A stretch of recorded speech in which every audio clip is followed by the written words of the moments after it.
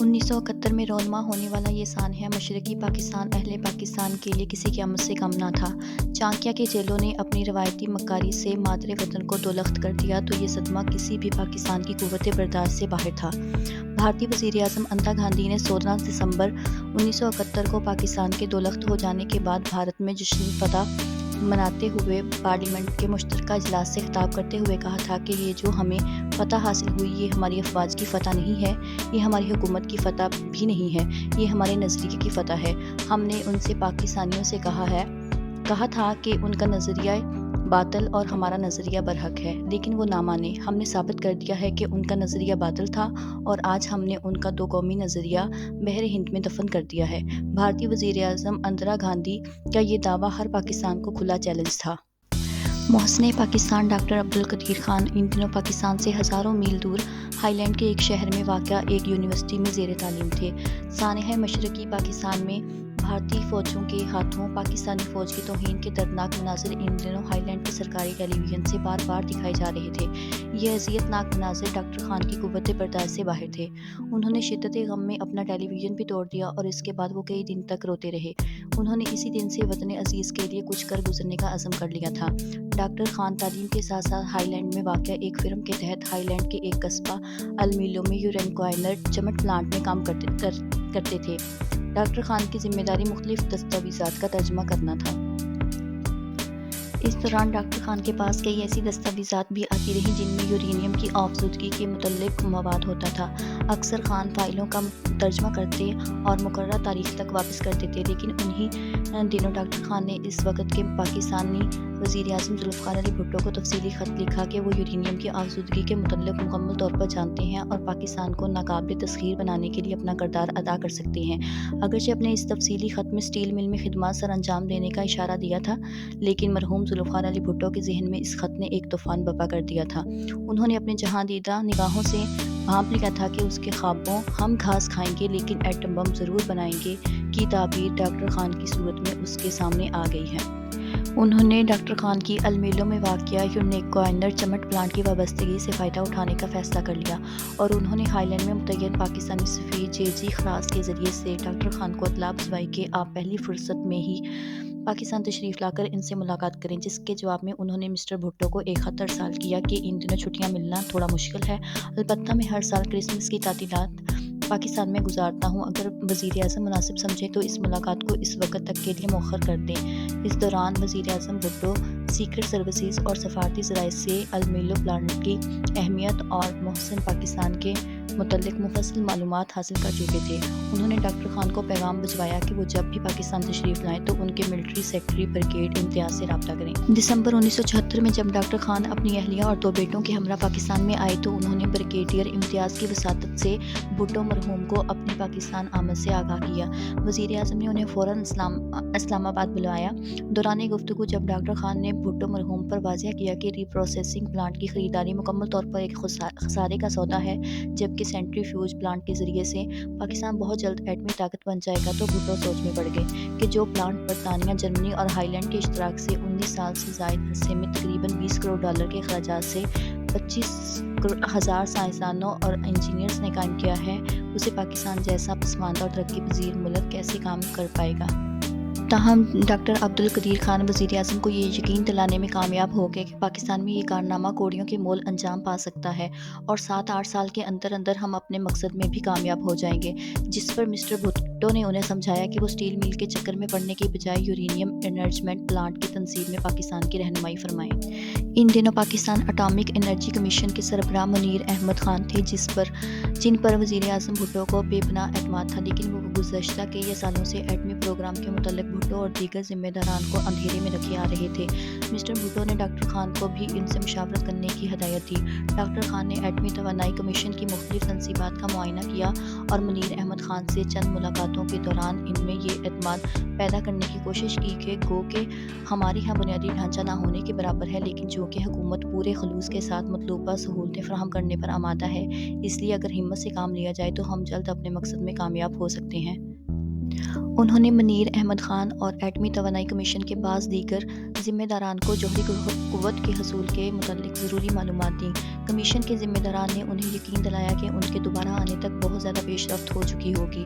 Doctor Khan mister Bhutto سے دوبارہ ملاقات کر کے واپس ہائی لینڈ چلے گئے۔ ڈاکٹر خان کو گزشتہ واقعات سے یہ اندازہ تو ہو چکا تھا کہ قدرت ان سے بہت جلد کوئی بڑا کام لینے والی ہے، اور شاید اب اس قسم کو پورا کرنے کا وقت آن چکا ہے جو انہوں نے سانحہ مشرقی پاکستان کے وقت کھائی تھی۔ اب میں دوبارہ اپنی زندگی میں مادر وطن پر کوئی آنچ نہیں آنے دوں گا، اسی لیے اب ان کا زیادہ وقت اپنے موضوع سے متعلق کتب اور دیگر مواد کے مطالعے میں صرف ہونے لگا۔ دسمبر 1975 کی تعطیلات میں جب آپ وطن تشریف لائے تو یہاں کچھ ایسے اسباب پیدا ہو چکے تھے جن کا ذکر بھی ہونے والا ہے، اسی لیے اب وہ پاکستان ہی کے ہو کر رہ گئے اور وہ واپس ہائی لینڈ نہ جا سکے۔ وہ اسباب یہ تھے کہ ڈاکٹر خان کے مشورے کے بعد منیر احمد خان نے حکومت سے جو بھی مراعات طلب کی وہ انہیں مہیا کر دی گئی تھی، لیکن اس کے برعکس کام کی رفتار تقریباً صفر تھی۔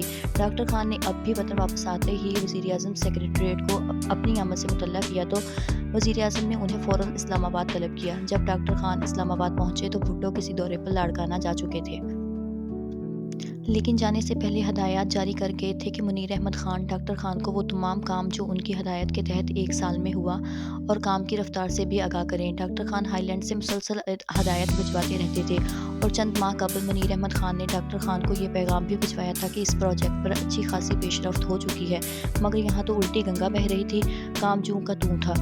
منیر احمد خان کی اس کام میں سنسنی کا اندازہ اس بات سے لگائیں کہ انہوں نے یہ پروجیکٹ ایک MSc الیکٹریکل انجینئر کے حوالے کر دیا جو یورینیم کی افزودگی کے منصوبے کو سمجھنے سے بھی قاصر تھا۔ ڈاکٹر عبدالقدیر خان کام کی نوعیت کو دیکھ کر بے حد مایوس ہوئے اور وہ سمجھ گئے کہ اس کام میں قطعی مخلص نہیں ہے، بلکہ وہ تمام لوگ اس پروجیکٹ کی بنیادی معلومات سے بھی نابلد ہیں، اس لیے اب یہ توقع کرنا کہ ان سے کسی معجزے کا ظہور ہو جائے گا یہ ناممکن ہے۔ اس دوران بھٹو لاڑکانہ سے واپس آئے تو انہوں نے ڈاکٹر خان کو طلب کیا اور رپورٹ مانگی، تو انہوں نے لگی لپٹی رکھے بغیر انہیں تمام صورتحال سے آگاہ کر دیا اور وزیر اعظم کو بتایا کہ وہ جنوری 1976 کے اوائل میں واپس ہائی لینڈ جا رہے ہیں، تو بھٹو نے انہیں چند دن انتظار کرنے کو کہا۔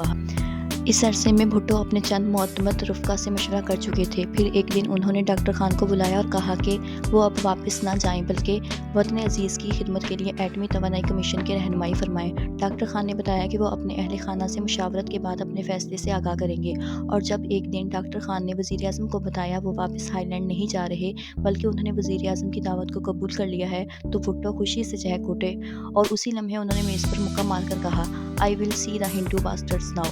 انہوں نے ڈاکٹر خان کو ہدایت کی کہ وہ اب ایٹمی انرجی کمیشن کی رہنمائی کریں گے جہاں پر انہیں بطور ایڈوائزر مقرر کیا گیا ہے۔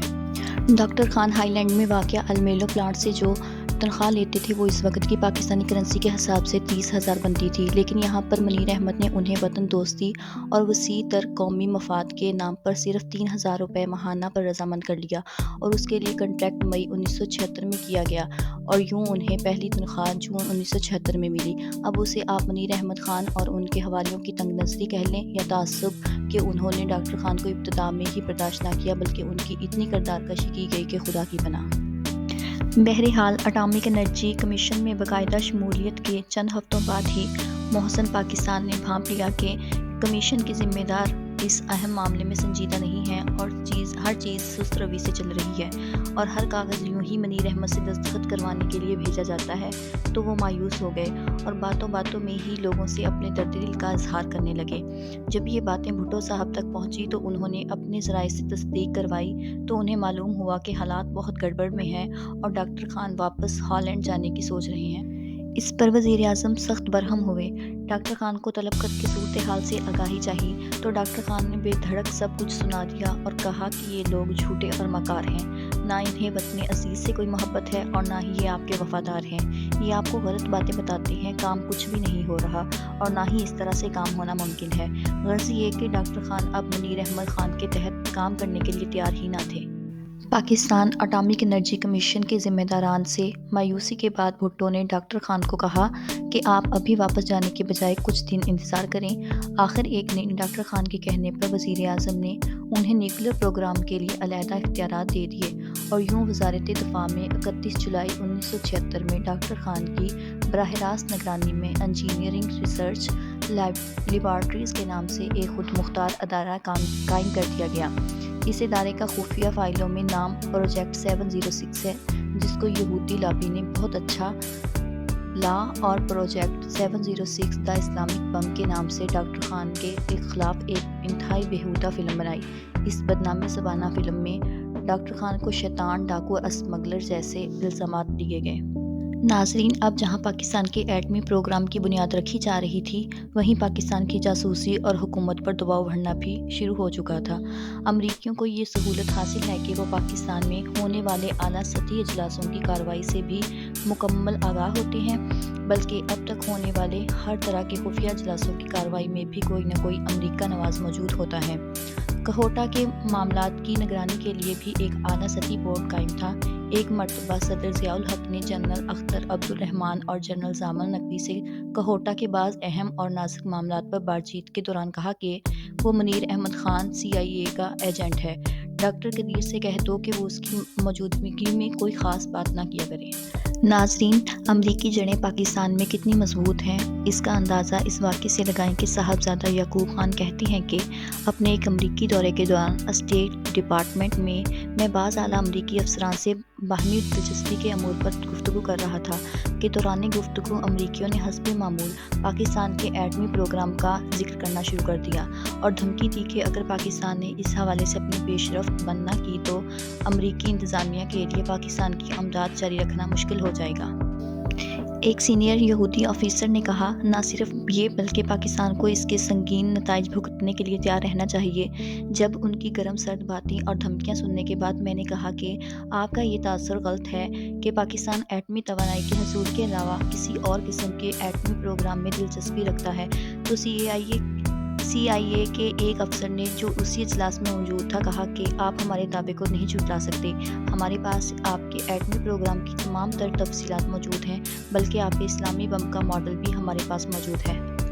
یہ کہہ کر CIA کے افسر نے قطرے غصے بلکہ ناقابل برداشت بدتمیزی کے انداز میں کہا کہ آئیے میرے ساتھ بازو والے کمرے میں آپ کو بتاؤں آپ کا اسلامی بم کیا ہے۔ یہ کہہ کر وہ اٹھا، دوسرے امریکی افسر بھی اٹھ بیٹھے، میں بھی اٹھ بیٹھا، ہم سب اس کے پیچھے کمرے سے باہر نکل گئے۔ میری سمجھ میں کچھ نہیں آ رہا تھا کہ CIA کا یہ افسر ہمیں دوسرے کمرے میں کیوں لے جا رہا ہے اور وہاں جا کر یہ کیا کرنے والا ہے۔ اتنے میں ہم سب ایک ملحقہ کمرے میں داخل ہو گئے۔ CIA کا یہ افسر تیزی سے قدم اٹھا رہا تھا، ہم اس کے پیچھے چل رہے تھے۔ کمرے کے آخر میں جا کر اس نے بڑے غصے کے عالم میں اپنے ہاتھ سے ایک پردے کو سرکایا تو سامنے میز پر کہوٹہ ایٹمی پلانٹ کا ماڈل رکھا ہوا تھا اور اس کے ساتھ ہی دوسری طرف ایک سٹینڈ پر فٹ بال نما گول سی کوئی چیز رکھی ہوئی تھی۔ CIA کے افسر نے کہا، یہ ہے آپ کا اسلامی بم، اب بولو تم کیا کہتے ہو، کیا تم اب بھی اسلامی بم کی موجودگی سے انکار کرتے ہو؟ میں نے کہا، میں فنی اور تکنیکی امور سے نابلد ہوں، میں یہ بتانے یا پہچان کرنے سے قاصر ہوں کہ یہ فٹ بال قسم کا گولا کیا چیز ہے اور یہ کس چیز کا ماڈل ہے، لیکن اگر آپ لوگ بضد ہیں کہ یہ اسلامی بم ہے تو ہوگا، میں کچھ نہیں کہہ سکتا۔ CIA کے افسر نے کہا کہ آپ لوگ تردید نہیں کر سکتے، ہمارے پاس ناقابل تردید ثبوت موجود ہیں۔ آج یہ میٹنگ ختم کی جاتی ہے۔ یہ کہہ کر وہ کمرے سے باہر کی طرف نکل گیا اور ہم بھی اس کے پیچھے کمرے سے باہر نکل گئے۔ میرا سر چکرا رہا تھا کہ یہ کیا معاملہ ہے۔ جب ہم کوریڈور سے ہوتے ہوئے آگے بڑھ رہے تھے تو میں نے غیر ارادی طور پر پیچھے مڑ کر دیکھا۔ میں نے دیکھا کہ ڈاکٹر عبدالسلام ایک دوسرے کمرے سے نکل کر اس کمرے میں داخل ہو رہے ہیں جس میں بقول CIA کے اس کے اسلامی بم کا ماڈل پڑا ہوا تھا۔ میں نے اپنے دل میں کہا، اچھا تو یہ بات ہے۔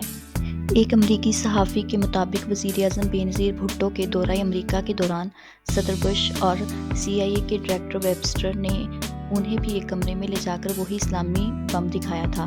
بہرحال اٹامک انرجی کمیشن اور افسران کی غیر سنجیدگی دیکھ کر ڈاکٹر خان نے ایک علیحدہ ادارے کا وجود ضروری سمجھا اور یوں پروجیکٹ 706 کی ابتدا ہوئی۔ بعد میں یہی پروجیکٹ 706 انجینئرنگ ریسرچ لیبارٹریز سے کہوٹہ ریسرچ لیبارٹریز کے نام سے مشہور ہوا، جسے بالآخر محسن پاکستان کی خدمات کے صلے میں 1 مئی 1981 میں صدر جنرل ضیاء الحق نے اس ادارے کو جو آگے چل کر پاکستان کو ایٹمی طاقت بنانے والا تھا، خان ریسرچ لیبارٹریز کے نام سے موسوم کر دیا۔ ناظرین، پاکستان کے ایٹمی پروگرام کی کہانی جاری ہے۔ پہلی قسط میں ہم نے آپ کو بتایا کہ کیسے ڈاکٹر عبدالقدیر خان پاکستان آئے اور کہوٹہ ریسرچ لیبارٹریز کی بنیاد پڑی۔ دوسری قسط کے ساتھ جلد حاضر ہوں گے، تب کے لیے خدا حافظ۔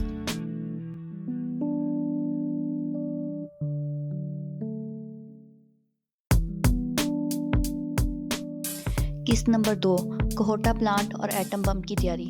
ناظرین، پاکستان کے ایٹمی پروگرام کی کہانی کی پہلی قسط میں ہم نے آپ کو بتایا کہ کس طرح پاکستان کے ایٹمی پروگرام کو پاکستان اٹامک انرجی کمیشن سے علیحدہ کر کے KRL کی صورت میں براہ راست ڈاکٹر عبدالقدیر خان کی براہ راست نگرانی میں دے دیا گیا۔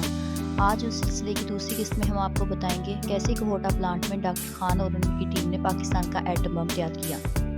KRL پروجیکٹ کے قیام کے بعد پاکستان کے سابق صدر غلام اسحاق خان کو پروجیکٹ انچارج بنا دیا گیا اور اس کی نگرانی کے لیے ایک بورڈ بھی بنا دیا گیا۔ اب ڈاکٹر خان اور ان کی ٹیم کے لیے سب سے بڑا سوال یہ تھا کہ ایٹمی پروسیسنگ پلانٹ کہاں لگایا جائے۔ کافی غور و خوض کے بعد کوہوٹا کا انتخاب ہوا۔ جولائی 1976 میں کوہوٹا میں پلانٹ کی بنیادیں رکھ دی گئی اور ساتھ ہی چکلالہ میں یورینیم کی آسودگی کے لیے سینٹریفیوج مشین کی تیاری کے لیے تجربات بھی شروع ہو گئے۔ 1978 میں ڈاکٹر عبدالقدیر خان کی ٹیم نے پہلی بار اپنی بنائی ہوئی سینٹریفیوج مشین چلائی اور یورینیم کی آسودگی شروع کر دی، اور یوں پاکستان اپنے ایٹمی سفر پر گامزن ہو چکا تھا۔ کوہوٹا کے بارے میں ڈاکٹر خان اپنے مضمون کوہوٹا کی کہانی میری زبانی میں لکھتے ہیں: ہم نے کوہوٹا میں جولائی 1976 سے کام شروع کر دیا۔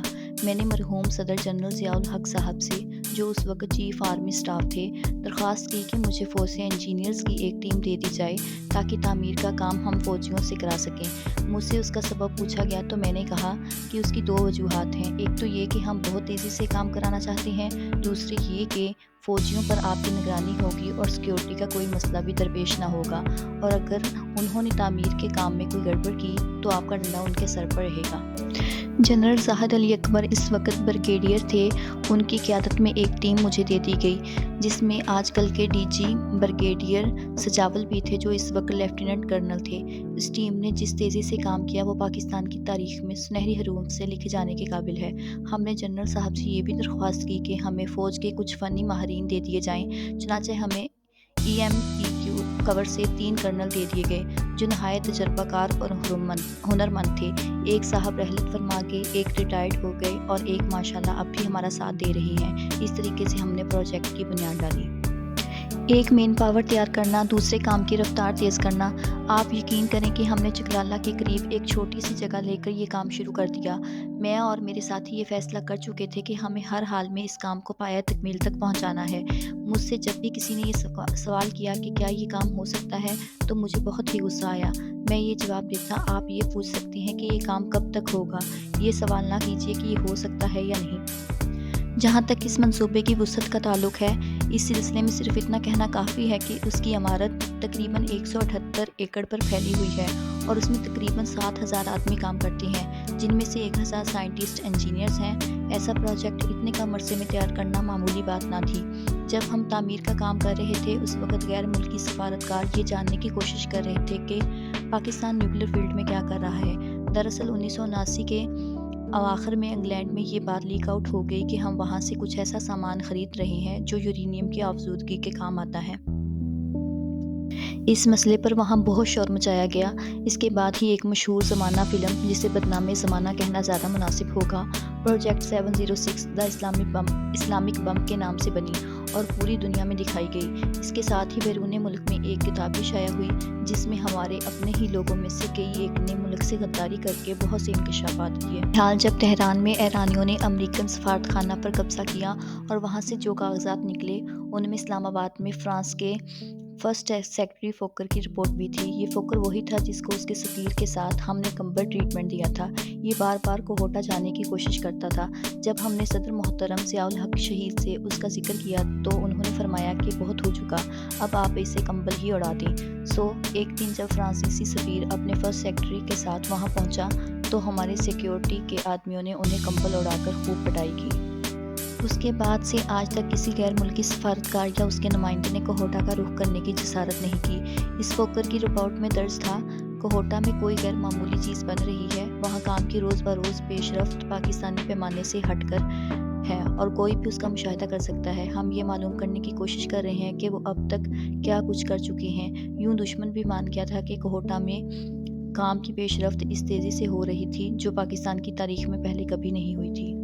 1976 में हमने वहाँ बुनियादें डालना शुरू की थीं और 1980 में पूरा प्लांट बना लिया। साथ साथ हम चकलाला में भी तजर्बात कर रहे थे। 87 में तकरीबन 2 साल बाद हमने पहली सेंट्रीफ्यूज मशीन चलाई जिसमें यूरेनियम की अफसूदगी शुरू कर दी। ये पाकिस्तान की तारीख में एक यादगार दिन रहेगा। वो लोग जो अच्छा कील भी नहीं बना सकते थे, वो लोग जो आज तक सिलाई की सुई नहीं बना सके, वो लोग जो अच्छी बाईसाइकिल नहीं बना सकते थे, उन्होंने एक ऐसा काम कर दिखाया जिससे दुनिया हैरान रह गई। तो उन्हें ये शक रहा कि हम गलत बयानी से काम ले रहे हैं और करोड़ों रुपया ज़ाया करके चुप होकर बैठ जाएंगे।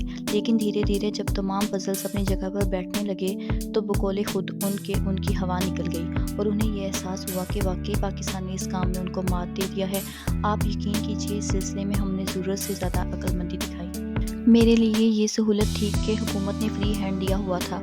हमने ये फैसला किया कि हर चीज़ हवाई जहाज़ से मंगवाएंगे ताकि काम में तेज़ी से पेशरफ्त हो सके। इसके साथ ही हमने ये किया कि हर चीज़ जिसकी हमें ज़रूरत थी या जिसकी आइंदा चंद बरसों में ज़रूरत पड़ सकती थी, वो फौरी तौर पर मंगाई। उसका आर्डर एक जगह नहीं बल्कि 2-3 जगह दिया जाए। अक्सर होता ये था कि मगरबी ममालिक कोई एक चीज़ रोक कर बेहद खुश होते और हमने उसे पकड़ लिया है, लेकिन इसी दिन वो चीज़ इतनी ही मिकदार या उससे ज़्यादा मिकदार में इस्लामाबाद या कराची एयरपोर्ट पर उतारी जा रही होती थी।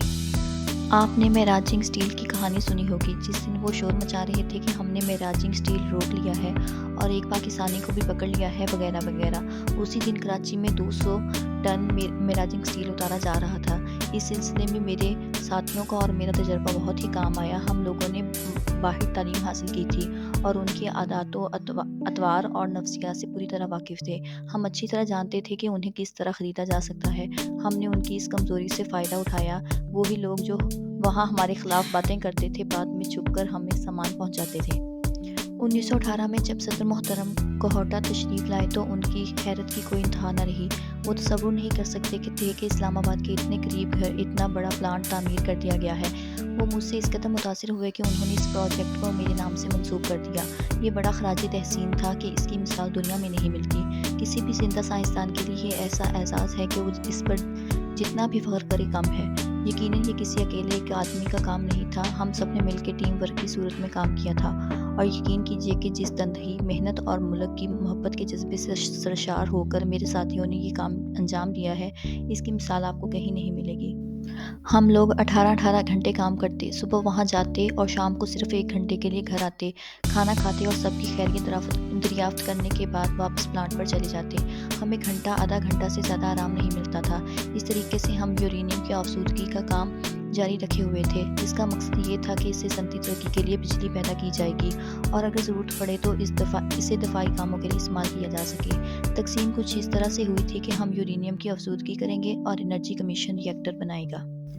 81 में हमारा प्लांट काफ़ी हद तक मुकम्मल हो गया और जब मरहूम सदर ज़िया ने इसको देखा तो ये एक हकीकत का रूप धार चुका था। इस दौरान में मगरबी ममालिक की तरफ से हॉलैंड पर बहुत दबाव डाला गया कि उसने मुझे वहाँ काम करने की इजाज़त क्यों दी और ये कि किसी बहाने मुझ पर मुकदमा चलाया जाए। मैं जब यहाँ आया तो हमारे पास कोई लाइब्रेरी नहीं थी। मैंने उसके लिए अपने एक पुराने साथी को 2 ख़त लिखे कि हम वहाँ केमिकल प्रोसेसिंग का जो काम करते थे उसके बारे में कुछ मालूमात अगर मुमकिन हो तो मुझे भेज दे।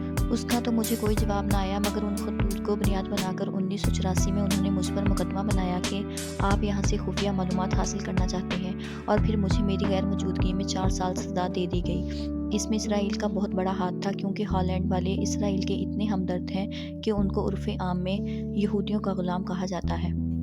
यहाँ अपने मुल्क में ये ख्याल था कि अगर उन्होंने मुकदमा कर दिया और सज़ा मिल गई तो आपका क्या जाता है, आप तो नेशनल हीरो हैं, इस मुकदमे को भूल जाइए। मैंने कहा देखिए, तारीख़ ये भूल जाएगी कि मैंने काम किया, मगर हमेशा मुझे और मेरी औलाद को इस बात से याद करेगी कि ये एक मुजरम था, जासूस था, उसे 4 साल की सज़ा हुई थी और ये उसकी औलाद है। चनाचे हमने वहाँ अपील दायर कर दी। SM ज़फ़र साहब मेरे वकील मुकर्रर हुए। यहाँ फिर मुल्की मफाद नज़रअंदाज करके ये शगुफ़ा छोड़ा गया कि ज़फ़र साहब का ताल्लुक़ तो अपोजिशन से है और जो फ़ीस उन्हें मिलेगी वो हमारे ख़िलाफ़ इंतखाब लड़ने में इस्तेमाल करेंगे। मेरा जवाब ये था कि वकील को मेरा मुकदमा लड़ना है, मुझे उन पर भरोसा होना चाहिए और अगर आप इस बात से मुत्तफ़िक़ नहीं तो मैं ये नौकरी और मुल्क छोड़कर बाहर बैठ जाऊँगा और मुकदमा फिर भी ज़फ़र साहब ही लड़ेंगे। बाद में मुकदमे के फ़ैसले ने साबित कर दिया कि ज़फ़र साहब पर मेरा एतमाद कितना दुरुस्त और सही था। ہماری ڈچ وکلا نے یہ مانا اور لکھ دیا کہ جو نظریہ ظفر صاحب نے پیش کیا وہ بالکل صحیح تھا اور جج اور عدالت نے وہی نظریہ قبول کیا۔ 10 جنوری 1996 کو میں نے اس مقدمے کے سلسلے میں نوائے وقت کو ایک انٹرویو دیا جس میں پہلی مرتبہ یہ اعتراف کیا کہ پاکستان نے مغربی ممالک کی اجارہ داری ختم کر دی ہے۔ یہ ایسا بم شیل تھا جس نے دہلی سے لے کر واشنگٹن تک سب کو ہلا کر رکھ دیا۔ یقین کیجیے وہ باتیں اور شام میں تاریخ کا حصہ بننے کے قابل ہیں جو اس کے 3-4 دن بعد گزری۔ واشنگٹن میں ہمارے سفیر اور ہمارے فارن آفس کے درمیان جو بات چیت ہوئی اور جو رابطے قائم ہوئے وہ ناقابل ذکر ہیں۔ مجھ سے کہا گیا کہ میں اس انٹرویو سے منحرف ہو جاؤں مگر میں نے انکار کر دیا۔ میں نے کہا کہ ایسے ایڈیٹر نے جس کی ساکھ قائم ہے یہ انٹرویو شائع کیا ہے میں ان کو جھوٹا ثابت نہیں کر سکتا۔ مجھ سے کہا گیا کہ ہم اس کی تردید کر دیتے ہیں، آپ چپ رہیں۔ میں نے عرض کی میں اپنے ہاتھ سے تحریر کردہ خط اس اخبار میں شائع کروا دوں گا، جو کچھ اس میں چھپا ہے وہ صحیح ہے اور لوگ جو اس سے نتیجہ کر رہے ہیں وہ غلط ہے۔ ہم نے صرف یورینیم کی افزودگی کے لیے جو مہارت حاصل کی وہ ہمارے پرامن پروگرام کے لیے ہے اور اگر لوگ اس کا غلط مطلب لیتے ہیں تو یہ ان کی اپنی مرضی ہے۔ اس طرح یہ بات بڑی مشکل سے ٹالی گئی۔ بہرحال یورینیم کی افزودگی کا کام جاری رہا اور پورے مغرب اور انڈیا کا پریشر قائم رہا کہ یہ افزودگی یورینیم آپ کہاں استعمال کریں گے، اس کا آپ کے پاس جواز نہیں، اس کی آپ کو ضرورت نہیں اور آپ جو افزودگی یورینیم بنا رہے ہیں وہ کہاں جا رہا ہے۔ ناظرین، ایٹم بم بنانے کے لیے یورینیم کو افزودہ یعنی ہلکے یورینیم کو بھاری یورینیم سے علیحدہ کیا جاتا ہے اور یہی ایٹم بم کی تیاری کا سب سے مشکل مرحلہ ہوتا ہے۔ اس کے لیے سینٹریفیوج مشین کا استعمال سب سے آسان طریقہ ہے۔ اس مقصد کے لیے مشین کو کم از کم 70,000 چکر فی منٹ کی رفتار سے گھومنا ضروری ہوتا ہے۔ ظاہر ہے یہ بہت ہی کمپلیکس مشین ہوتی ہے اور پھر ہزاروں سینٹریفیوج بیک وقت چلتی ہیں اور یہ عموماً 10 سال تک بغیر رکے دن رات چلتی رہتی ہیں۔ مغربی ممالک یقیناً ان رازوں سے واقف تھے اور انہیں پورا یقین تھا کہ پاکستان جیسا پسماندہ ملک کبھی بھی اس کام میں مہارت حاصل نہ کر سکے گا۔ پاکستان نے ان کو غلط ثابت کر دیا۔ پاکستان نے نہ صرف اس ٹیکنالوجی میں مہارت حاصل کر لی بلکہ ایک نہایت اعلیٰ پلانٹ لگا کر یہ ثابت کر دیا کہ ذرا نم ہو تو یہ مٹی بڑی زرخیز ہے ساقی۔ آپ کے ذہن میں یہ سوال پیدا ہونا چاہیے کہ اتنے عالمی دباؤ اور پابندیوں کے باوجود پاکستان نے یہ مشین کیسے بنائی؟ ناظرین، یہ سب ڈاکٹر خان اور ان کی ٹیم کا ہی کارنامہ تھا جس کی وجہ سے یہ سب ممکن ہوا۔ ڈاکٹر خان کے مطابق سینٹریفیوجز کی تیاری کے دوران ہمیں لاتعداد مغربی فرموں نے خطوط اور ٹیلکس روانہ کیے جس میں ان تمام آلات و سامان کی فہرست تھی جو انہوں نے ہالینڈ، جرمنی اور انگلینڈ کو فروخت کی تھی۔ وہ ہمارے پیچھے دوڑ رہے تھے کہ ہم ان سے سامان خرید لیں۔ ہم نے اپنی ضروریات کا سامان خرید لیا اور جہاں ضرورت پڑی اپنی خواہش کے مطابق تبدیلیاں بھی کرا لی۔ جہاں تک ان چیزوں کا تعلق ہے یہ عام کیمیکل اور ویکیوم پلانٹس میں استعمال ہونے والی تھی مگر نیوکلیر پلانٹ میں بھی استعمال ہو سکتی تھی اور ان کی ایکسپورٹ میں ان فرموں کی کوئی مشکل پیش نہیں آئی۔ جب ہم لندن کی ایمرسن کمپنی سے سینٹریفیوجز کو چلانے والے انورٹرز یعنی پاور سپلائرز خریدے تو ہم نے دیکھا کہ ان میں بہتری کی کافی گنجائش تھی۔ ہم نے کمپنی کو اس کی تجاویز بھیج دی اور طریقہ کار بھی بتلا دیا۔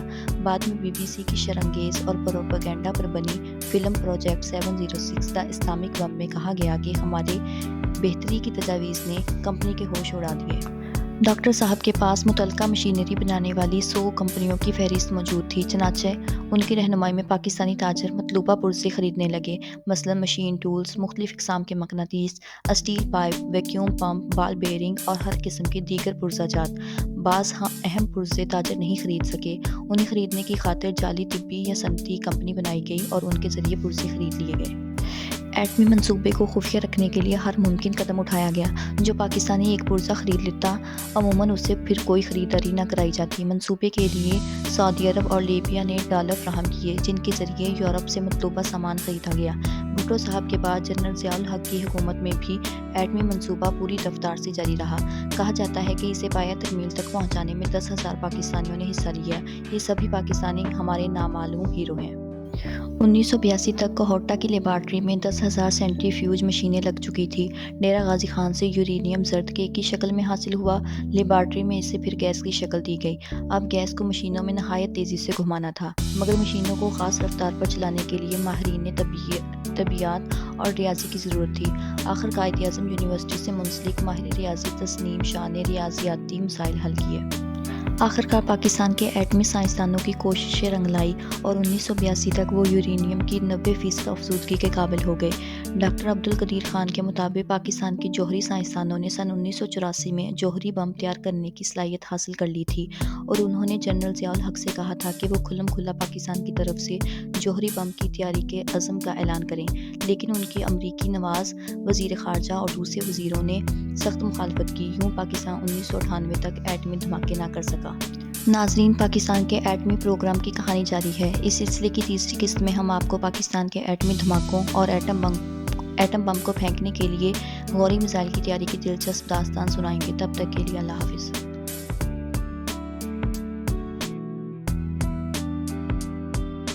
قسط نمبر 3، یوم تکبیر۔ اگر ہندوستان ایٹم بم بناتا ہے تو ہم گھاس کھائیں گے، بھوکے رہ لیں گے، لیکن اپنا ایٹم بم ضرور بنائیں گے۔ اس کے علاوہ ہمارے پاس کوئی دوسرا راستہ نہیں۔ یہ تاریخی الفاظ اس وقت کے پاکستان کے وزیر خارجہ ذوالفقار علی بھٹو نے 1965 میں مانچسٹر گارجین کو انٹرویو دیتے ہوئے کہے تھے۔ ناظرین، بات یہ تھی کہ ہندوستان 1954 سے ہی نیوکلیئر سائنٹسٹ ہومی بھابھا کی سربراہی میں اپنا نیوکلیئر پروگرام شروع کر چکا تھا۔ پاکستان اب بھی اپنے ایٹمی پروگرام کے بارے میں سوچ رہا تھا کہ 18 مئی 1974 کو بھارت نے راجستھان میں مسکراتا بوہدا نامی ایٹمی دھماکے کر کے جنوبی ایشیا میں طاقت کا توازن بگاڑ دیا، تو جواب میں پاکستان نے بھی ایٹمی ہتھیاروں کے پھیلاؤ پر پابندی والے معاہدے NPT پر دستخط کرنے سے انکار کر دیا۔ کیونکہ پاکستان کی سلامتی کے لیے ایٹم بم بنانا بہت اہم ہو گیا تھا، پاکستان کی ایٹمی ٹیکنالوجی میں اہم پیش رفت جولائی 1976 میں ڈاکٹر عبدالقدیر خان کی وطن آمد کے بعد ہوئی۔ 1977 میں ضیاء الحق کی حکومت آنے کے بعد پاکستان نے جرمنی، فرانس اور کینیڈا سے جوہری ٹیکنالوجی خریدنے کے لیے اہم اقدام اٹھائے۔ حساس ترین آلات خریدنا اور ان کو پاکستان منتقل کرنا اہم ترین مسئلہ تھا۔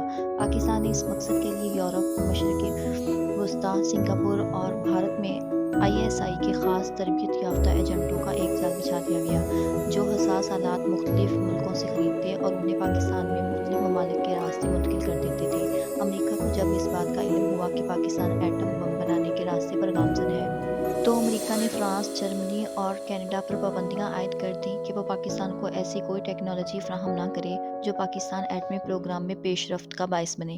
لیکن جرمنی نے امریکی پابندی کے باوجود پاکستان کو ٹریشیم ٹیکنالوجی فراہم کی، جو جدید جوہری بم میں استعمال ہوتی تھی۔ پاکستان کے سابقہ سفارتکار جمشید مارکر لکھتے ہیں کہ پاکستان کو یورینیم افزودگی کا معیار پرکھنے والا آلہ، اسپیکٹرومیٹر اور ٹریشیم ٹیکنالوجی اور بہت سارے حساس آلات فروخت کرنے والا ملک جرمنی تھا۔ ISI کے ایجنٹ ان حساس آلات کو خریدنے کے بعد مختلف راستوں سے پاکستان منتقل کرتے تھے۔ ISI نے اس مقصد کے لیے سنگاپور میں ایک فرم بھی بنا رکھی تھی۔ پاکستان کو اپنا ایٹمی پروگرام دنیا کے سامنے لائے بغیر پائے تکمیل تک پہنچانا تھا۔ ایک چھوٹی سی بھی غلطی سارے پروگرام کو تباہ و برباد کر سکتی تھی۔ اس سارے پروسیس میں سب سے بڑا مسئلہ ایلومینیم پرت کے پائپوں کو خرید کر پاکستان لانا تھا، کیونکہ امریکہ نے ایلومینیم پرت کی خرید و فروخت پر پابندی عائد کر رکھی تھی، جبکہ دوسرا بڑا مسئلہ یہ تھا کہ ایلومینیم پرت کے پائپ خریدنے کے بعد سنگاپور کے راستے پاکستان کیسے لائے جائیں۔ یاد رہے، ایلومینیم پرت یورینیم کو خالص کرنے میں اہم کردار ادا کرتی ہے۔ سنگاپور کے راستے ایلومینیم پرت کے پائپ پاکستان لانے کے لیے پاکستانی جہازوں کا بھارت میں فیول ڈلوانے کے لیے بھارت ٹھہرنا لازمی تھا، جبکہ پاکستانی حکام اس بات کا رسک نہیں لے سکتے تھے، کیونکہ حساس ترین آلات بھارت کے ہاتھ نہ لگ جائیں، جس کے بعد بھارت ثبوتوں کے ساتھ دنیا میں واویلا مچانا شروع کر دے۔ یہ انتہائی سنگین ترین مسئلہ تھا، کیونکہ سنگاپور کے علاوہ اور کوئی آپشن نہیں تھا۔ یہ بظاہر ایک ناممکن ترین مشن تھا کہ آپ نے اپنی سب سے خفیہ اور حساس ترین چیز اپنے سب سے بڑے دشمن کی نظروں کے سامنے سے لے کر جانی تھی۔ ذرا سا بھی شک سارے پلان کو دفن کر سکتا تھا، مگر اس مشکل ترین مشن کا بیڑا بھی ISI نے اٹھایا ہوا تھا۔ ISI نے اس بات کا یقین دلایا کہ وہ حساس آلات پر بھارت کی نظر بھی نہیں پڑنے دیں گے۔ اس مقصد کے لیے ISI کے اسپیشل کمانڈ کو پہلے بھارت اور سنگاپور کے ایئرپورٹوں پر تعینات کیا گیا، اور پھر بالکل کامیابی کے ساتھ نیوکلیئر سامان سے بھرے ہوئے جہاز بھارت کے ایئرپورٹ پر اترے، کئی گھنٹے انتظار کرنے کے بعد تیل ڈلوایا اور پاکستان آئے۔ بھارت اس سارے معاملے میں بے خبر رہا کہ پاکستان اس کے ایئرپورٹ کو نیوکلیئر سامان کی منتقلی کے لیے استعمال کر چکا تھا۔ ناظرین، 1981 میں اسرائیل نے ایک چونکا دینے والے فضائی آپریشن میں عراقی ایٹمی تنصیبات تباہ کر دی، تو 1982 کو یہی طریقہ پاکستان پر استعمال کرنے کی پلاننگ کی گئی۔ پاکستان کی خفیہ ایجنسیز کو انٹیلیجنس ملی کہ بھارت اسرائیل کے ساتھ مل کر عراق کی طرح گھوٹا پر فضائی حملے کی پلاننگ کر چکا ہے۔ چنانچہ اس منصوبے کو ناکام بنانے کے لیے آپریشن سینٹینل کے نام سے ایک پلان پاکستان بھی تیار کر چکا تھا۔ 1983 میں منیر اے خان ویانا میں اپنے بھارتی ہم منصب کے ساتھ IAEA کی جنرل کانفرنس میں شریک تھے۔ انہوں نے اپنے بھارتی ہم منصب ڈاکٹر راجا رامنا کو ایک نجی ملاقات میں بتایا کہ اگر پاکستان کی ایٹمی تنصیبات پر حملہ کیا گیا تو پاکستان بھی ٹرامبے میں بھارت کی نیوکلیائی تنصیبات کو نشانہ بنانے کے لیے تیار ہے۔ واپسی پر راجا رامنا نے بھارتی وزیر اعظم اندرا گاندھی کو یہ پیغام پہنچایا تو انہوں نے فوراً یہ حملہ منسوخ کرنے کا حکم دے دیا۔ اسی طرح دسمبر 1986 میں ہندوستان نے راجستھان بارڈر پر جنگی مشقیں شروع کی اور اپنی 9 ڈویژن فوج بارڈر پر لے آیا۔ اس سے پاکستان کی سلامتی کو شدید خطرات لاحق ہو گئے اور نوبت یہاں تک آ پہنچی کہ جنگ چھڑنے کا اندیشہ پیدا ہو گیا۔ 18 جنوری 1987 کو یہ خبر پھیلی کہ بھارت نے پنجاب میں اپنی فضائی افواج کی مدد سے اپنے کمانڈوز اتارنے کا منصوبہ بنا لیا ہے۔ تب جنرل ضیاء الحق نے کرکٹ ڈپلومیسی کا سہارا لے کر ہندوستان کا دورہ کیا اور اندرا گاندھی کے کان میں کہا، پٹاخہ ہمارے پاس بھی ہے، اور اندرا گاندھی کو فوجیں واپس بلانی پڑی۔ اگرچہ 1980 کے وسط میں پاکستان نے اپنا بیلسٹک میزائل پروگرام بھی شروع کر دیا تھا، تاہم اس میں کچھ خاطر خواہ پیش رفت نہیں ہو سکی تھی۔ لیکن جب فروری 1988 میں ہندوستان نے اپنے پرتھوی میزائل کا تجربہ کیا تو چین کو پاکستان کی مدد کرنے کے لیے آگے آنا پڑا۔ چین نے 600 کلومیٹر رینج والے M9 اور 280 کلومیٹر رینج کے حامل M11 ballistic missile system technology سمیت پاکستان کو فراہم کر دیے۔ 7 فروری 1992 کو پاکستان کے وزیر خارجہ شہریار خان نے واشنگٹن پوسٹ کو ایک انٹرویو میں بتایا کہ پاکستان کے پاس ایک سے زیادہ ایٹم بم بنانے کی صلاحیت ہے۔ کسی بھی اعلیٰ پاکستانی عہدیدار کی جانب سے ایٹمی ہتھیاروں کی موجودگی کا یہ پہلا اعتراف تھا۔ 1998 کے اوائل تک پاکستان نے 80 کلومیٹر تک مار کرنے والے ہدف اول اور 300 کلومیٹر تک مار کرنے والے ہدف دوم بیلسٹک میزائلوں کے کامیاب تجربات کر لیے تھے۔ مگر ناظرین، یہ میزائل نیوکلیر وار ہیڈ یعنی ایٹم بم نہیں لے جا سکتے تھے۔ اس کے لیے مشہور زمانہ گوری میزائل کی تیاری زور و شور سے جاری تھی۔ بھارت نے 1996 میں ایٹمی وار ہیڈ لے جانے والے میزائل کا تجربہ کیا تو پاکستان نے جواب دینے کا فیصلہ کیا۔ 6 اپریل 1998 کو گوری میزائل لانچنگ پیڈ پر حکم کا منتظر کھڑا تھا۔ میزائل کو 3 اپریل کو جہلم کے قریب ملوٹ کے مقام پر نصب کر دیا گیا تھا۔ ٹیسٹ کے لیے 6 اپریل کی صبح کے 7:20 سے لے کر 40 منٹ تک کا وقت مقرر کیا جا چکا تھا۔ کاؤنٹ ڈاؤن شروع ہوا۔ 10 9 8 7 6 5 4 3 2 1 5 بٹن دبا دیا گیا۔ اسٹاپ واچ گھڑیوں پر 7:23 ہوئے تھے۔ جو ہی ڈاکٹر ارشد مرزا نے بٹن دبایا تو غوری کا انجن سٹارٹ ہو گیا۔ چند ہی سیکنڈ میں میزائل میں زبردست پریشر بلڈ ہو گیا۔ غیر معمولی تیز شعلوں کا طوفان امڑ آیا۔ 16 ٹن وزنی غوری میزائل اوپر اٹھا۔ ماہرین نے نوٹ کیا کہ اس کا لفٹ بالکل ٹھیک تھا۔ ادھر فائرنگ پوسٹ پر تپش ناقابل برداشت ہو رہی تھی۔ لہذا سب نے اپنے ہیلمٹ اتار دیے۔ غوری وطن عزیز کی پاک فضاؤں میں بلند ہو چکا تھا۔ چند ہی سیکنڈ میں وہ نظروں سے اوجھل ہو گیا اور بالآخر دوربین سے بھی نہیں دیکھا جا سکتا تھا، تاہم ریڈار پر اس کی پرواز دیکھی جا رہی تھی اور ریکارڈ بھی ہو رہی تھی۔ ڈاکٹر نذیر جو آج اپنا خصوصی کیمرہ ساتھ لائے تھے، انہوں نے سارے منظر کو اپنے کیمرے کی آنکھ میں بند کر لیا۔ 10 منٹ بعد نوکنڈی سے کرنل ذوالفقار کی آواز ابھری۔ نظر آ گیا، وہ بالکل نظر آ رہا ہے۔ دراصل کرنل ذوالفقار نوکنڈی میں اپنے ساتھیوں سے پرجوش انداز میں باتیں کر رہے تھے، لیکن مواصلاتی نظام کی وجہ سے ان کی آواز کنٹرول روم میں بھی سنی جا رہی تھی۔ محسن پاکستان ڈاکٹر عبدالقدیر خان فوراً سجدے میں گر گئے۔ جب ڈاکٹر خان سجدے سے اٹھے تو فوجی افسران ان سے گلے ملنے لگے۔ ڈاکٹر خان نے کنٹرول روم ہی سے وزیر اعظم میاں نواز شریف کو ٹیلی فون پر مبارکباد دی، جس پر وزیر اعظم نے کہا، تھینک یو ڈاکٹر صاحب، آپ نے میرا سر فخر سے بلند کر دیا ہے۔ غوری کے کامیاب تجربے کے بعد سب لوگ ہیڈ کوارٹر چلے گئے، جہاں پر ایک پرتکلف ناشتہ سب کا انتظار کر رہا تھا۔ یوں 6 اپریل 1998 کو پاکستان نے غوری بیلسٹک میزائل کا کامیاب تجربہ کیا جو 1500 کلومیٹر تک مار کر سکتا تھا۔ یوں پاکستان نے نیوکلیر وار ہیڈ ہدف تک پہنچانے اور نیوکلیائی ہتھیاروں کو داغنے کی صلاحیت بھی حاصل کر لی۔ اب صرف انتظار تھا تو ایٹم بم کے ٹیسٹ کا، جس کا موقع جلد ہی بھارت نے فراہم کر دیا تھا۔ 11 मई 1998 की दोपहर सारी दुनिया इस वक्त हैरान रह गई जब उस वक्त के भारतीय वज़ीर आज़म अटल बिहारी वाजपेयी ने एक हंगामी प्रेस कॉन्फ्रेंस से खिताब करते हुए 3 न्यूक्लियाई टेस्ट करने का ऐलान किया। मज़ीद हैरानी तब हुई जब अगले दिन 2 और टेस्ट करने का ऐलान किया गया। जवाबी प्रेस कॉन्फ्रेंस में पाकिस्तानी वज़ीर ख़ारजा गौहर अयूब ने कहा कि हम हिंदुस्तान को जवाब देने के लिए हर वक्त तैयार हैं। इस वक्त के पाकिस्तानी वज़ीर आज़म मियां मोहम्मद नवाज शरीफ पर एटमी धमाके करने के लिए कौम की तरफ से बेपनाह दबाव था। दूसरी तरफ अमेरिका समेत कमोबेश तमाम अक़वाम आलम पाकिस्तान पर एटमी धमाका ना करने के लिए दबाव डाल रही थी। इसके बावजूद पूरे मुल्क में ये नारा गूंज रहा था, मियां साहब धमाका कीजिए वरना कौम आपका धमाका कर देगी। 15 मई 1998 के रोज़ काबीना की दिफाई कमेटी का एक इजलास बुलाया गया। डॉक्टर समद मुबारक ने अपनी रिपोर्ट में बताया कि अगर पाकिस्तान ने धमाका करने का फैसला कर लिया तो पाकिस्तान एटॉमिक एनर्जी कमीशन सिर्फ 10 दिनों में एटमी धमाका करने के लिए बिल्कुल तैयार है।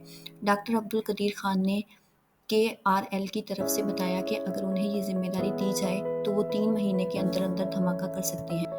KRL और PAEC दोनों तैयार थे, लेकिन PAEC को 2 वजूह से बरतरी हासिल थी। एक तो ये कि PAEC के पास कोल्ड टेस्ट का वसी तजर्बा मौजूद था और दूसरी ये कि चाकी की साइट्स PAEC ने ही तैयार करवाई थी। 16 मई को वज़ीर ख़ारजा ने ऐलान किया कि पाकिस्तान की तरफ से धमाका तो यकीनी है, सिर्फ वक्त का फैसला होना बाकी है।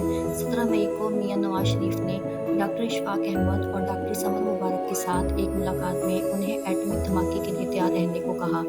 18 मई को चेयरमैन PAEC को दोबारा वज़ीर आज़म हाउस बुलाकर काबीना की दफाई कमेटी का फैसला सुना दिया गया, धमाका कर दीजिए। चूँकि चागी में 6 धमाके करने की गुंजाइश थी, लिहाजा ये फैसला किया गया कि 6 टेस्ट ही किए जाएंगे।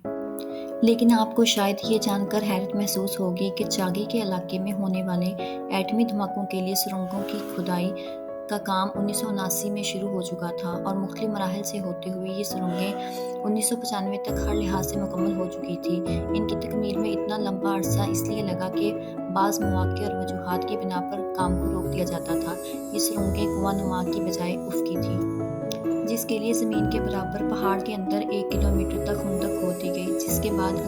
इसके बाद अंग्रेज़ी के हरफ L की तरह की आधा किलोमीटर लंबी सुरंग खोदी गई।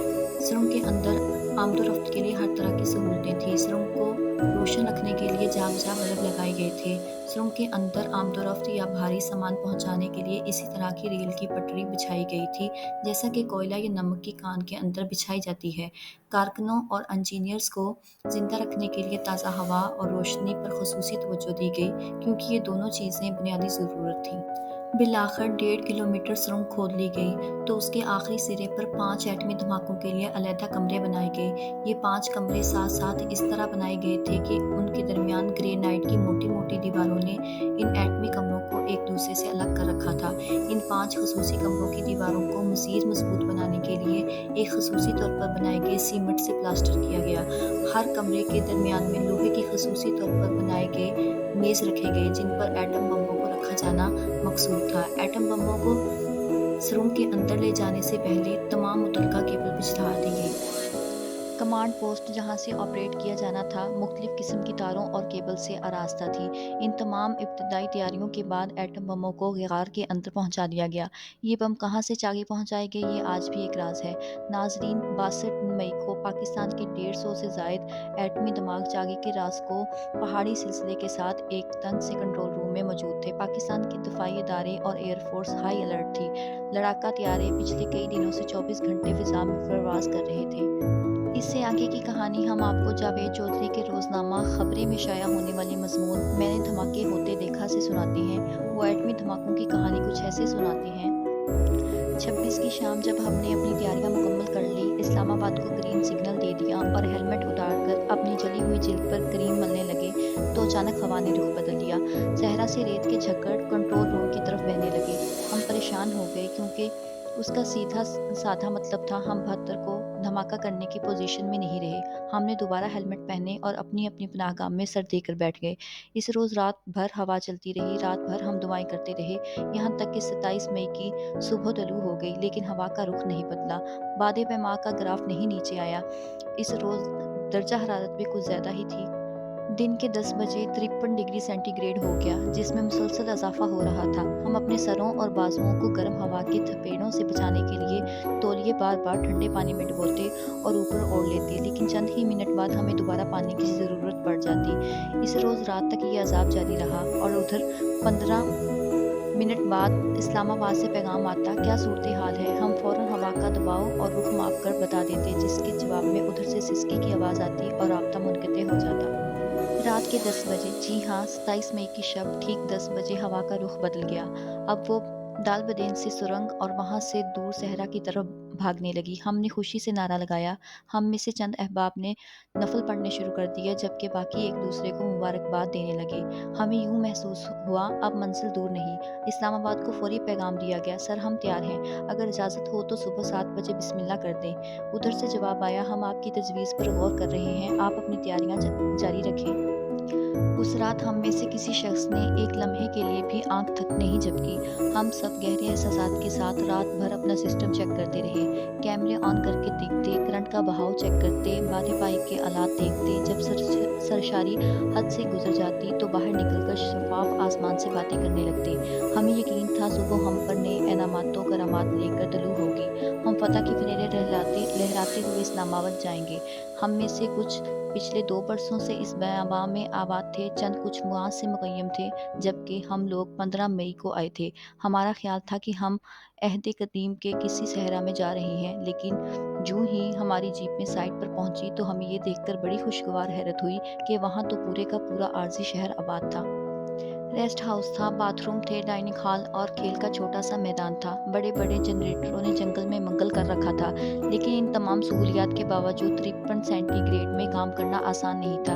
लेकिन दिलचस्प बात यह है कि हमें इन मुश्किल तरीन दिनों का एहसास ही ना हुआ, और वो दिन भी दोज़ख की गर्मी से तपते दिन। जाहिर है हम किसी पिकनिक पर तो आए नहीं थे, कौम की खिदमत के लिए आए थे, जिसने हमें इज्जत और वक़ार से भरपूर एक नरम और गर्म कामयाबी की सरसराहट सुन रहे थे। 28 मई को शाम 2:40 पर मोहसिन पाकिस्तान डॉक्टर अब्दुल कदीर खान ने आखिरी हदायत दी। उन्होंने हम सबको फर्दन फर्दन गले लगाया और शाबाश दी। जब वो हमें गले लगाते तो उनके दिल की धड़कन हम अपने सीनों पर महसूस कर सकते थे। उनके होंठ हिल रहे थे, वो अपनी मरगूब दुआ नस्रुम मिनल्लाहि व फतहुन करीब पढ़ रहे थे। डॉक्टर समर और दूसरे सीनियर साइंसदानों ने पोजीशनें संभाली। 3:01 पर स्पीकर ऑन हुए और कंट्रोल रूम में वज़ीर आज़म की बाएतमाद आवाज़ गूंजी। उन्होंने हमारी कोशिशों को सराहा, पेश की, मुबारकबाद दी और आखिर में हमारे लिए कामयाबी की दुआ की, जिस पर वहाँ मौजूद हर शख्स की ज़ुबान से आमीन निकला। 3:07 पर डॉक्टर समर मुबारकमंद ने हमारे इस साथी के नाम का ऐलान किया, जो बटन दबाकर पहला धमाका करेगा। ये ट्रिगरिंग मशीन डिज़ाइन करने वाला टेक्नीशियन मोहम्मद अरशद था। डॉक्टर कदीर खान समेत हम सब ने उसको मुबारकबाद पेश की। उसकी गरीब टेक्नीशियन की आंखों में आंसू आ गए। हम उसके जज्बात समझते थे, क्योंकि वो खुशनसीब था। वो खुशनसीब शख्स था जिसे पाकिस्तान नहीं बल्कि पूरी दुनिया का सबसे बड़ा एजाज़ मिलने वाला था। 3:10 पर स्पीकर और माइक ऑन कर दिए गए। अब हम इस्लामाबाद और इस्लामाबाद वाले हमारी आवाज़ सुन सकते थे। 3:11 पर डॉक्टर अब्दुल कदीर खान ने सूरह फातिहा की तिलावत शुरू कर दी। हम सब ने नाव पर हाथ बांध लिए। 3:15 पर आखिरी बार सारा निज़ाम देखा गया। आखिरी बार ओके की आवाज़ आई। ठीक 3:16 पर हमारे टेक्नीशियन भाई मोहम्मद अरशद ने हाथ की उंगली दबा दी। स्क्रीन पर 10 का हिंसा उभरा, फिर 9 आया, फिर 8, 7, 6, 5, 4, 3, 2, 1 और हमारी सांसें फूल गई। पसीना अब्रुओं पर आकर ठहर गया, ज़ुबान पर कलमा शहादत का जायका उतर आया। सामने मॉनिटर पर रोशनी की एक लहर लहराई, बिल्कुल वेल्डिंग जैसी रोशनी। नहीं, मैं गलत कह गया। तूफानी रात में आसमान के एक सिरे से दूसरे सिरे तक लपकने वाले कूंदे की तरह की रोशनी। उसके साथ ही एक धमाका की आवाज़ उठी और हमारे कैमरों की पहली कतार उड़ गई। पहला मॉनिटर बुझ गया। दूसरे मॉनिटर पर चट्टानें टूटने और तेज़ी से नीचे गिरने का मंजर था। डॉक्टर खान के मुंह से कलमा शहादत निकला और हम सब ने अल्लाह अकबर का नारा लगाकर उन्हें जवाब दिया। हमारी आवाज़ में वज़ीर आज़म, आर्मी चीफ, कवर कमांडर और चंद वज़रा की आवाज़ें भी शामिल थीं। हम तंग और गर्म ज़मीन पर सजदा रेज़ हो गए। हमारे पूरे जिस्म में सिसकियां चल रही थी। सामने स्क्रीन पर धुएं के बादल थे। गुबार की एक तवील चादर ने रास्को की सारी पहाड़ियों को आगोश में ले रखा था। हम अगर स्क्रीन से नज़र हटा भी लेते तो भी फिजा सामने थी, फिजा जिस पर गिर्द के पहरे थे। अब वहाँ कुछ भी नहीं था सिवाय अल्लाह ताला روس کے ازلی فیصلوں کہ بے شک صرف اہل ایمان ہی فتح پائیں گے۔ سامنے ریکٹر اسکیل پر دھماکے کی شدت 6 درجے لکھی تھی۔ سارا نظام اوکے کی رپورٹ دے رہا تھا۔ پہاڑ کے باہر نصب آلات کسی قسم کی تابکاری کی اطلاع نہیں دے رہے تھے۔ ہمارے ایک سینئر سائنسدان بتا رہے تھے، اتنا مکمل اور محفوظ دھماکہ آج تک کسی ملک میں نہیں ہوا، لیکن اس کے باوجود زمین لاکھوں برس کے لیے بیکار ہو چکی ہے۔ اب ادھر جو بھی جاندار جائے گا اس پر بیماری کے حملے کا خدشہ ہوگا۔ پینل بتا رہے تھے، جب فضا چھٹے گی تو پہاڑ کا رنگ بدل چکا ہوگا۔ آخر اتنی گرمی اور شدت کوئی نہ کوئی اثر تو چھوڑے گی۔ ایک سینئر سائنسدان نے بتایا، پہاڑ کی بلندی کم از کم 10 میٹر کم ہو جائے گی، کیونکہ دھماکے کے بعد ہر چیز مائع بن جاتی ہے، جس سے اندر ایک خلا بن جاتا ہے جسے بھرنے کے لیے پہاڑ اوپر سے نیچے کھسک آتا ہے۔ ناظرین، 28 مئی کو 5 ایٹمی دھماکوں میں استعمال کیے گئے ایٹم بموں کا اوسطاً وزن 500 کلو گرام اور دھماکے کی شدت 40 کلو ٹن تھی، جبکہ 30 مئی کو ہونے والے چھٹے ایٹمی دھماکے کے ایٹم بم کا وزن 250 کلو گرام اور شدت 12 کلو ٹن تھی۔ یوں پاکستان نے بھارت کے 5 ایٹمی بم دھماکوں کی اینٹ کا جواب 6 دھماکے کر کے پتھر سے دیا۔ جس وقت پاکستان کے 30 مئی کے ایٹمی دھماکوں کی خبر بھارتی وزیر اعظم اٹل بہاری واجپئی کو ملی تو وہ اس وقت بھارتی لوک سبھا کے اجلاس میں تھا۔ واجپئی نے لوک سبھا میں کہا کہ ایٹمی دھماکے پاکستان اور بھارت کے مابین کوئی کھیل تو نہیں کہ ایک دوسرے کو نیچا دکھانے کے لیے مخالف فریق سے زیادہ سکور کیا جائے۔ پاکستان کے دھماکوں کی اطلاع ملتے ہی لوک سبھا کے اجلاس میں شریک اکثر ارکان اٹھ کر چلے گئے، جبکہ اٹل بہاری واجپئی کے چہرے سے پریشانی اور بدحواسی عیاں تھی۔ ناظرین، پاکستان کے ایٹمی پروگرام کی کہانی یہاں ختم ہوتی ہے۔ اگر آپ نے اس سلسلے کی پہلی اور دوسری قسط نہیں دیکھی تو آپ اسکرین پر نظر آ رہے تھمب نیل پر کلک کر کے دیکھ سکتی ہیں۔ اگلی ویڈیو تک دیجیے اجازت۔ اللہ حافظ۔